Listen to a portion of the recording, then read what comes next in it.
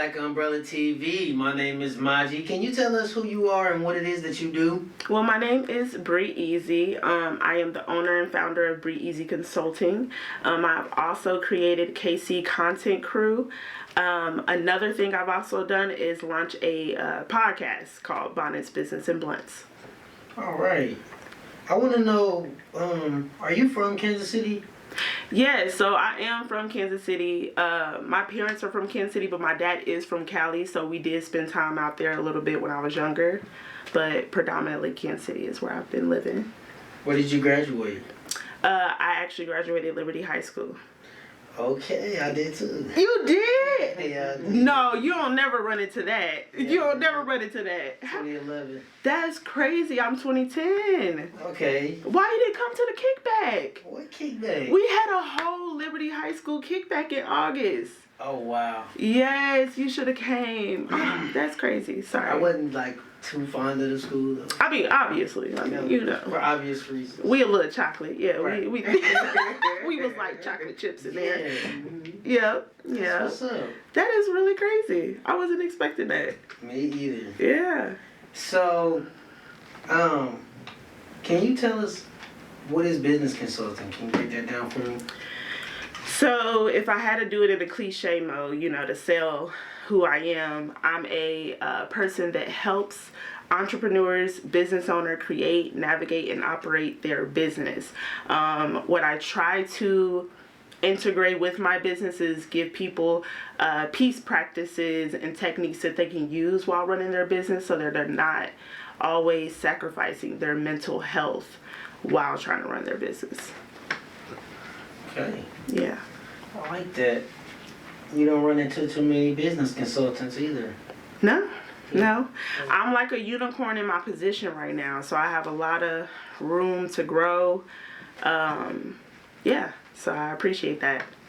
It's a special niche. Can you describe the process from the initial meeting of a client to the final process? Well, if I have to be honest, right? With most businesses, you're scouting people first. You got to be in the right place to even get the right customer for something that I do. Because I'm not just like selling clothes or nothing. I'm selling you to trust me with your business. Listen to my techniques. So a lot of that is me going to networking events, me connecting with business owners, just saying, hey, stopping by, introducing what I do. That's a lot of the beginning parts before you even get to like consultation, booking, and things like that. One of the number one things that I did was I piloted my business for 2.5 years before I actually established it as a whole. And why did you do that? Well, for one, there's not a lot of business consultants, as you said. So, that's like an unfamiliar thing when you're talking that language with people that have predominantly ran their business by, pen and paper. And so I needed to build that trust. I needed to have results. I needed to have a track record. I needed time to brand. I needed people to be comfortable with me, comfortable with what I do, and kind of feel like they could trust me, not just from my experience, but really getting to know me in the work field in their own, home, because that's their second home. And yeah, especially the brick and mortar people, they don't play. Mm-hmm. What would you classify as success for a business?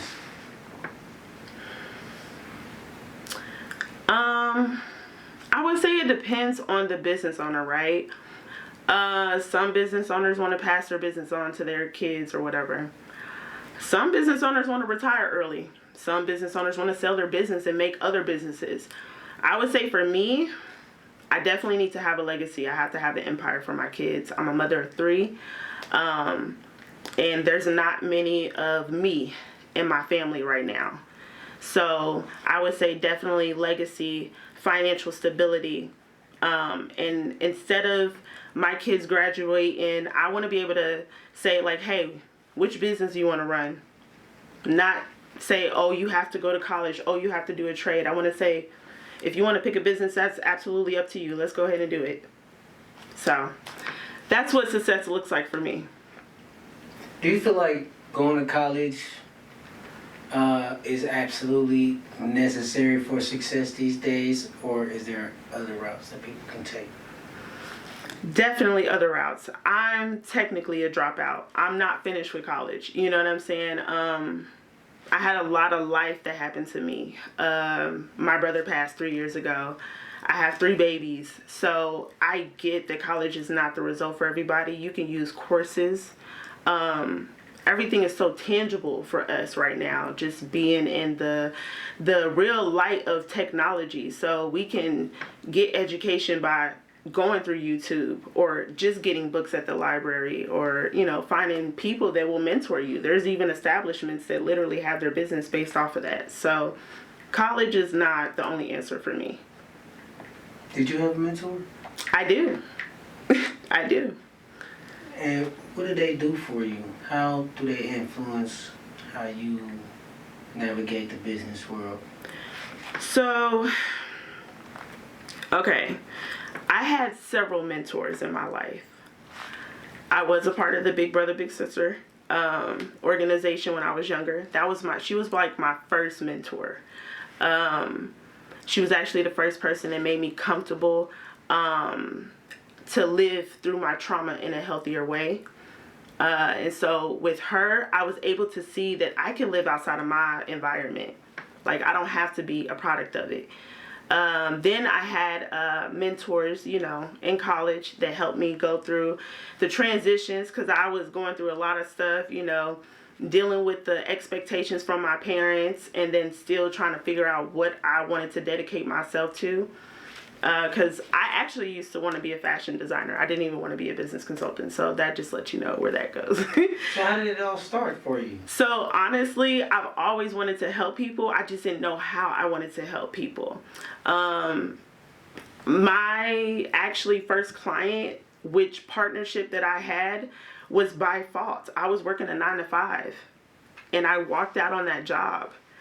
And my manager ran after me. And the lady that worked next to me just happened to go to this hair salon to get hair extensions, okay? And she's a white lady. So the fact that she went to the salon that she even went to was no coincidence. Like, I don't even believe in coincidence, okay? So let me tell you, she goes to the salon and talks to this lady and talks about me for some reason. She's like, yeah, the craziest thing just happened today. My best friend just walked out on this job. They tried to convince her to come back. They threw everything at me at that time. They were like, we'll give you this, benefits. But what they were doing to the people inside of there, I was like, I don't want to be a part of this. And at that point, I knew I wanted to start my business. So knowing that I wanted to help other businesses, I just didn't know how I could do that. I knew I was good at admin. I knew I was good at sales, because I've done this for corporations, but I didn't know how to integrate that for mom and pop shops, and like how to convince them to be like, you can afford this, or I can make my help affordable for you. So that actually is what started it, was her going to the salon, telling my story. Then that lady called me, and she was my first partnership. And I still have her partnership to this day. Her name is actually DJ The Don. She owns Salon de Jaris on Lee Summit Road. So, yeah. And she's a 6-figure business owner. How many years have you been doing this? It's actually been a total of 5 years. Wow. I piloted 2.5 years. So when piloting, you don't get paid what you want to. You're doing a lot of stuff for free. You networking with people that you really don't want to be in front of their face. But it got me to where I needed to be. You trust the process, because I did it for plenty of corporations. I was an executive sales manager, team manager. It was easy to do it for them, so why can't I do it for myself? And why can't I help other people do it for themselves? So that's how I got there. Wow. Yeah. What was your biggest challenge along the way?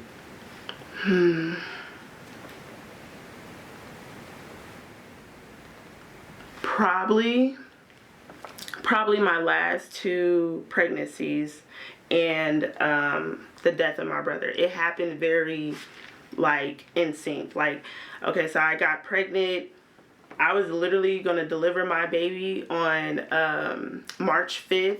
My brother died on February 26th. So, like, that was 7 days apart. I'm preparing for a C-section, the whole nine. During that time, it was the hardest time to even be in a mindset that you still want to be a business owner. Because now you're overwhelmed with, like, parental, duties. And I'm trying to grieve, trying to bury my brother during COVID. It was a lot. It was a lot. Yeah. Wow. What helped you get through it all? Probably crazy to say, but I've always been a workaholic. I've worked since I was really young. I've paid bills since I was really young. So for me, I try to build that purpose into my kids and understand that this was the goal at the end of the day. It was never to live the life that I could have lived a long time ago. I could have been on some, procrastination type of stuff and just say F, being proactive. So realistically, my brother died young. He was literally 23, when he passed. So I do a lot for even just the longevity of trying to live for him, my kids, and myself. So God pushes me, my purpose pushes me, and I just try to stay focused on that at all times. Okay. Can we talk about you as a content creator? Sure. Listen, I'm coming up. I ain't that big, though.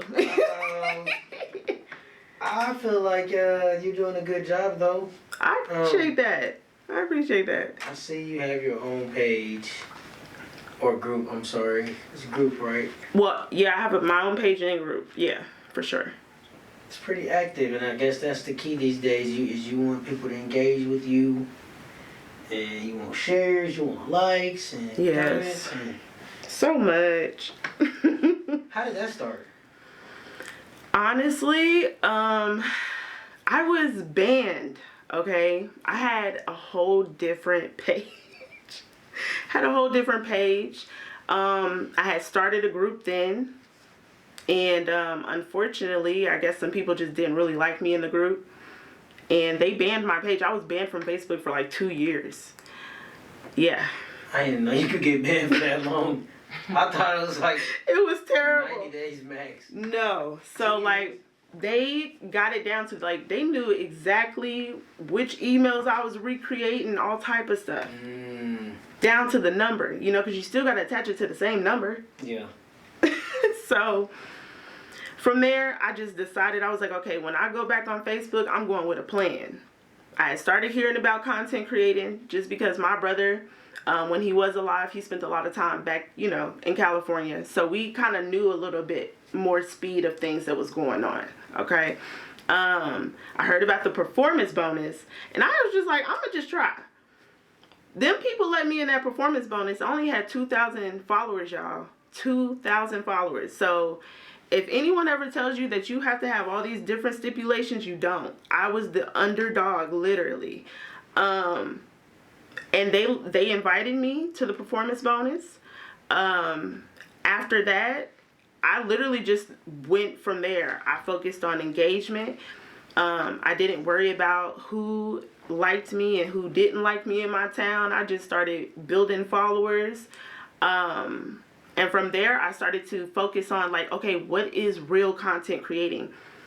Putting up your videos, what type of equipment you need, what lighting should you use, you know what I'm saying? Being up to speed with all of that made me more interested because realistically, I feel like that's what you got to do for your business. You have to, build content for that. You have to make flyers, have presentable pictures and all of those things. So why not? So it just ended up being the best of both worlds for me, realistically. What's your approach to content creation? How do you stay authentic? Really, I try to make more of my own content because I feel like I'm funny, sometimes. I feel like I'm funny sometimes, and then outside of that, like my kids are super creative. I'm homeschooling my kids. A lot of things that I do is abnormal to the regular society. So I kind of figured that if I video, this, someone got to be interested, right? And when people started saying they was making money on that, I was sold. Because residuals is the goal at all times. Yes. Yes. You said you homeschool your kids? Yeah. All you said, all three of them? Mm-hmm. Well, so my two youngest ones are 3 and 2. But he will be like basically transition to preschool, homeschool over the next 6 months. So yeah, but my daughter she's been homeschooled her entire life. So what made you decide to do that? I don't know. I guess I'm a weirdo. No, I wouldn't. I don't know. Like, no, for real. My family thought I was crazy at first. They was like, what kind of shit going on? Like, I mean, because really, when you think about homeschooling, you know, Amish people do it, Jewish people do it. You don't know too many black people that homeschool their kids. And I randomly was just like, I just felt eerie just about the school process. I didn't like that they was trying to force all these vaccines. I'm like, the doctor said the regular vaccines are fine. You guys are trying to, you know, push for other vaccines and stuff like that.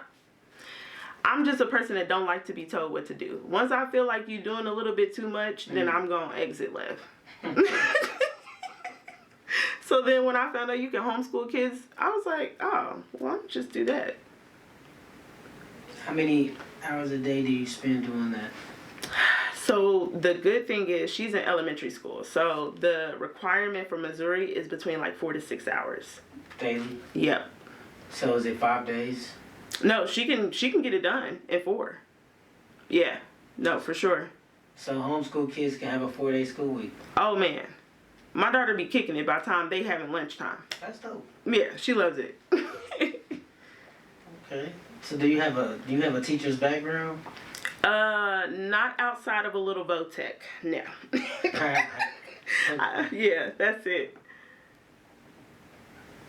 So, and this might sound like a dumb question, but I'm gonna ask. No. Do you think social media has been a positive or negative force in your career?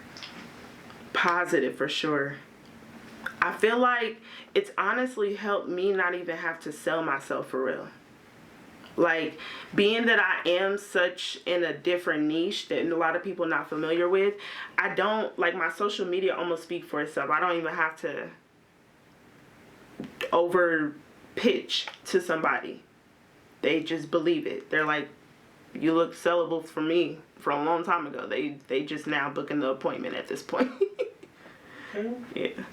How do you feel about the small black businesses of the city? What do you think about the support system here? I think it's great, honestly, for the most part. It's getting better. And I think it's getting better because we're having more different type of niche of restaurants and lounges that are coming to town. The Super Bowls definitely help with our economy. So it's giving people a chance to be accepted, even if it's something abnormal like what I do, you know what I'm saying, or not as popular. So I think that it's becoming better. We can do better because obviously we still low to speed if we compare ourselves to like Texas or New York or California or Vegas. But at the end of the day, I think room for growth is still room for growth. It's a positive thing. Absolutely. Do you think that everybody should take a like similar approach, as in, you said piloting their business, kind of more so? Because I think a lot of people they get their idea for a business and they just jump right into it. Instead That's of like, true. That's true. you know, you need some space for trial and error. Yeah. So what do you think? I agree with what you're saying, because even realistically, the clients that I have that have not already been in business, you can kind of tell that their wheels are still turning, that they didn't give themselves enough time to really think about, am I going to invest in this business? Because that's the first question you really got to answer. Passion can come and go. Okay, and that's for people that's been in business for 20 years, thought that they were going to do that in their entire life, okay? So I feel like, yes, you definitely need to ask yourself, am I willing to invest and sacrifice for this business? Those are the first 2 questions. And if you're not, or not even in a position to, or not wanting to prepare to, then you might want to think that maybe this might be a side hustle or a hobby or just something you like to do.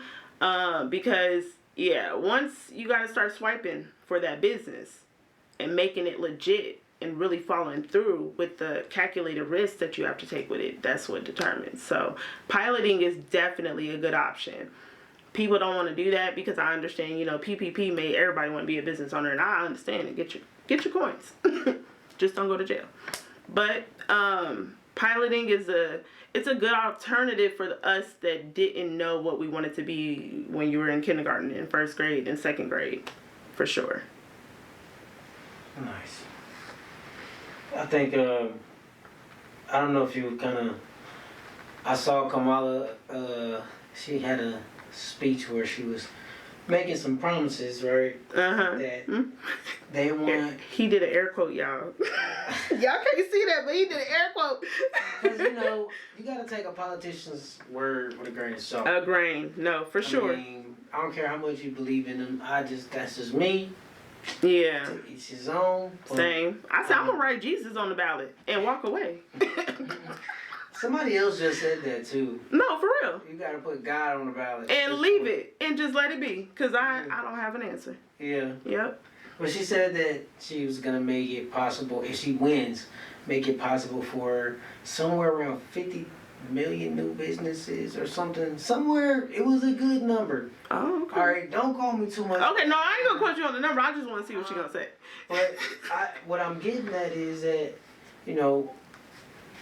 if it's easier for people, I think more people would if they had if you had these opportunities or certain resources to help you open a business that make it even more easy than what it is now, which is what she said it's supposed to be. Yeah. Then I think more people will be inspired to do it. So you know what's crazy? The reason why a lot of us don't have businesses and or that are funding it correctly is literally just because of knowledge. It's not even resources. The money is there. The money is there because I made the same mistake, right? When I first registered my LLC, I didn't know all the background, okay, on how you're supposed to look presentable and credible to a bank. There are certain things that they don't tell us that we don't know yet. But they know. The other ones know. Everybody else knows because their family already starts from that root usually. But I hope she keeps her word if she gets elected. You know what I'm saying? That's what I feel for any person that gets elected. I hope they keep their word because every time they don't, it tumbles back on us as citizens, not them. You know what I'm saying? But realistically, I don't even think it's the resources. The resources are there. That's why I've started my networking bashes because I wanted to bring people in the same circle and vicinity to understand that you could collaborate with anybody. Literally anybody. You don't never want to count someone out. You don't know who you're not or will need. You know what I'm saying? I met a guy that worked for a cybersecurity company. Didn't think I needed it. I'm like, I'm pretty much by myself in my company, or, outside of an assistant. But all the things he showed me on the back end, didn't even know that was important for me to have right now in my business. So that's why I try to do the networking bashes to put those resources in people's face so that they understand that it is accessible. We just got to go out and reach it. We got to take that calculated risk. We got to get out of our heads, stop thinking we got to have this, and this, and this, and this before we start. So yeah, I don't even think it's that we can't obtain it. The money is out there, y'all. What's a word of advice that you would give to somebody who wants to step into a lane like yours and be a business consultant? Be prepared to not be liked. Be prepared to hear no a lot. Because even my clients, I'm like their mom. And we all know how we feel about our moms. You know what I'm saying? We like our mama. But our mama get on our nerves sometimes. And she gonna be on our head if we didn't do this, and this. So as a business consultant, you're pretty much an accountability partner for these people. Because it's not the fact that they can't do it, right? Some of the people know exactly what they need to do. They just not doing it because they ain't got the time, or they don't feel like doing it, or they know it's going to be a tedious job. Mm-hmm. So realistically, I'm not doing anything abnormal. Realistically, I'm just doing something a part of what's needed in their schedule. So just be prepared to not be liked, because you're going to be telling people what to do all the time. And usually, if you have to do that, you're going to, you're going to feel the backlash about that. And be prepared to say, you're going to hear no's. Like, I think that's with any business owner. You're going to hear a million no's before them yeses. So, as we wrap it up, I want to ask you, who was the most influential person that you worked with, and how did they directly influence you personally? Okay. Dang, you gonna make me basically pick a favorite client on camera, and that is not right. Okay, don't. That is not right. That is not. You don't have to say their name, okay? Okay. You can code it, okay? Okay. But I want to know why they influence like a you mogul. so That much. would have been easier. If I start giving hints, people gonna start acting crazy. I mean, It's like it's like saying a favorite child, Well, it's up to you how you. I'm gonna say everyone that's allowed me to work for their business, help grow their business, and just trusted my instinct altogether have been influential to me. My babies depend on this. This is my bread and butter. And I'm not yet at 6 figures. I'm still, struggling my way up. But at the end of the day, all these people have made it sustainable for me to actually have a business. So I appreciate all of them. I think that they are my best evidence of what I do, who I am, what my brand looks like. Because I've been able to keep business off of referrals. So I would say they will all be so important and so influential on how I've gotten my success and where I am at today. All right. I want to thank you for coming out. Can you tell people Absolutely how they can get a hold of you and how they can reach you? You can definitely follow me on Facebook, Brii Lashae. TikTok is Brii Lashae. I have a YouTube page, which is Bonnets, Business, and Blunts. I also have several events coming up. I have an event on October 19th. It's a networking bash. We do have a $500 grant that will be available for attendees, so definitely don't miss out on that. And I'm actually launching a new group called the Boss Hub, and that's with my partner Michelle Pinnell. She's a business credit expert, and we're basically just trying to build a community for bosses so that they can get the financial stability and stuff that they need. So, and that's October 25th. I really appreciate y'all time. All right. Thanks for coming Thank out. y'all. This is the Black Umbrella, and we are signing out.